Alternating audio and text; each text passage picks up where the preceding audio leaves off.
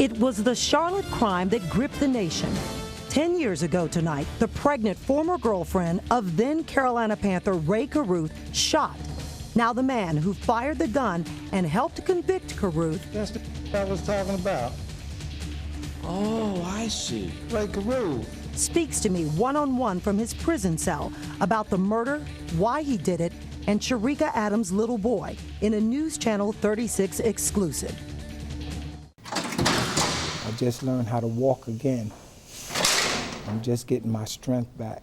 Van Watkins is physically not what he used to be. I would rip you like a rag doll. The threats he made years ago to Rae Carruth's attorney in the courtroom would be hard to back up now.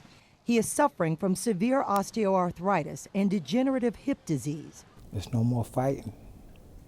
I can't fight you. But Van's done his share of fighting. 28 infractions in prison have landed him in solitary confinement over and over. He spent more than 7 years there.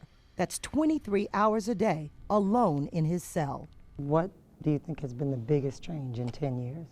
Wisdom comes with age, experience. He reviews his life daily. Man's downfall is greed. The football player was making $38,000 a week. I was making probably 15. And I wanted the easy way. A little more than an hour away from Van Brett Watkins is the Nash Correctional Institution. It's where Rae Carruth has lived for the last 4 years. He declined our request for an interview. A prison official tells me he's extremely quiet and keeps to himself. Have you had any contact with him at all? For what? What's there to talk about? I got 40 to 50 years. I may die in prison. Carruth got half that. Van Watkins was managing a Charlotte nightclub when the two met. And then he said, one of your managers for the club told me that you was a hot shot in New York. I said, I got a problem. Van says Carruth knew about his criminal background, that he'd served time in New York. The Panthers wide receiver told him about a pregnant former girlfriend who insisted on having her baby. Said she don't want pay. She wants to have the baby. I don't want her to have the baby. I want you to beat her up and abort the baby. And I thought about it for 5 months before I did it. He called me 180 times in 150 days. In the early morning hours of November 16th, he and 2 other men follow Rae and Sharika from the movies. In the car in front of me, and he slowed down and put my foot up and said, And then where'd he go? He to the left. Okay. All right, what's his name? Rae Carruth. I fired one shot, then 4 more shots. Bam, bam, bam, bam.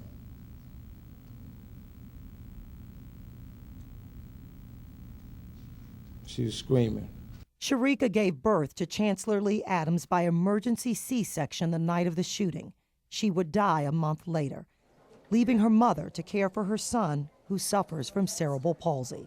If you had to guess, how many letters do you think you wrote her? Maybe 10.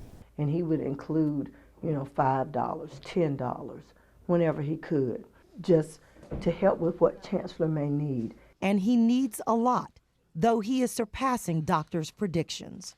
He's in therapy and recently took more than 100 steps on his own and is speaking. How old is he now? But she thinks he's 10. When you speak to her, she has so much joy about all that he's been able to do. And he's in school. He goes to a school. Thank God. I still think about Chancellor. I still think about Miss Adams. I still pray 5 times a day and ask for forgiveness 5 times a day. I still think because he is a human being, he deserves to be forgiven. I'm not excusing the fact that he pulled that trigger and shot my daughter in cold blood the way he did. I'm not saying that, it's not justice for him to be serving time, because it is, because he took my daughter's life. And just, it was just a horrific thing that he did. But he didn't personally know my daughter. And I believe if he had been contracted to kill me, it was about the money. It could have been anybody. Watkins is hoping he will soon be medically cleared to get a job in the prison's canteen. So they give me extra pillows? They give me extra mattress for the back pain. He spends his days reading and writing letters for inmates who don't know how. Did you know her before? He regularly receives letters and cards from about 30 people, half of whom only know him because of the national television coverage of the trial. She seen me on court TV.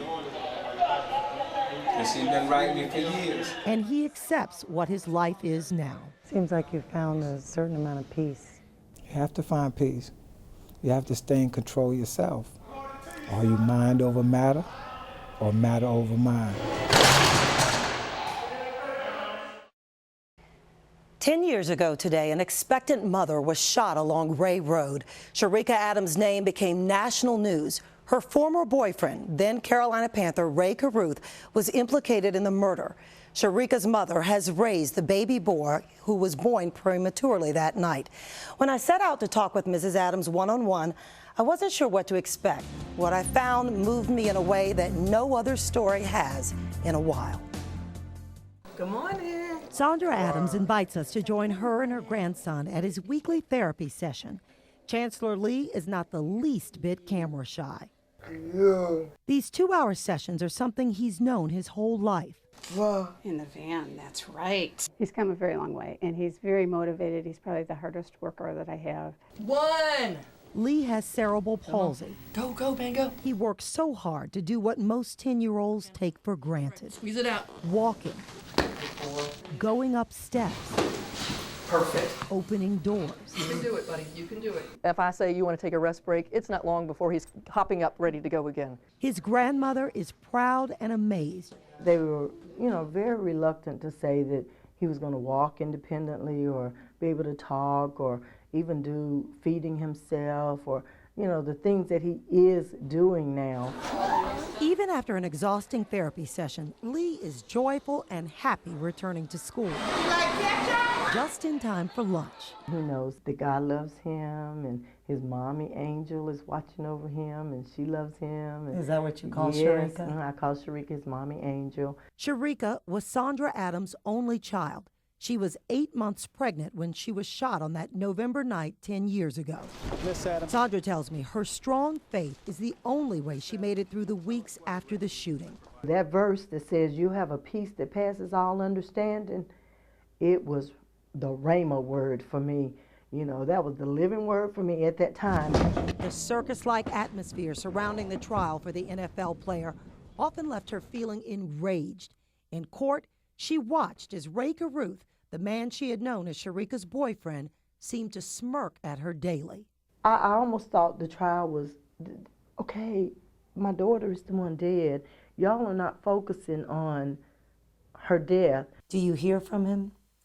Not now. I used to hear from Rae a lot. She tells me the letters stopped after Ray's legal appeals were exhausted, and he still denies masterminding the plot to kill Sharika.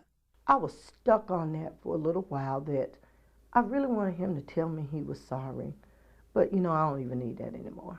God has really matured me to a different level. What I find most remarkable about Sandra is her message about forgiving the 4 men convicted in the crime. You had forgiven him by the time of the trial. None of them were going to keep me in bondage. All because Sharika was having a baby Carruth didn't want to support. And the only way for me to be out of bondage was to immediately forgive them and open that door for my soul to be free. Hatred, she believes, is non-productive. Instead, this tragedy has led her on a mission. She speaks out often for peace. And it's really a shame that the #1 killer of pregnant women is murder. And Sandra is convinced Lee has a ministry too. I believe that we come equipped already with what we're to use in life. So I believe it's a smile in his eyes. Yeah.